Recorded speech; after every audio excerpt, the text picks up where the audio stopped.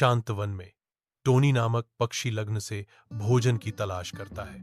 एक एक दाना करके मैं सावधानी से अपने घोंसले में बीज इकट्ठा करता हूं और जमा करता हूं। अन्य पक्षियों की शांत चहचहाहट के बीच शांति मेरे दिल को भर देती है।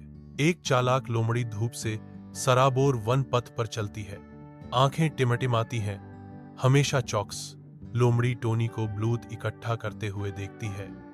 उसकी नजर में लालच की चिंगारी भड़क उठती है। चालाकी से तय लोमड़ी धोखा देने की कोशिश करती है। छोटे पक्षी, तुम्हारी आवाज बहुत प्यारी है, क्या तुम मेरे लिए एक गाना गाओगी?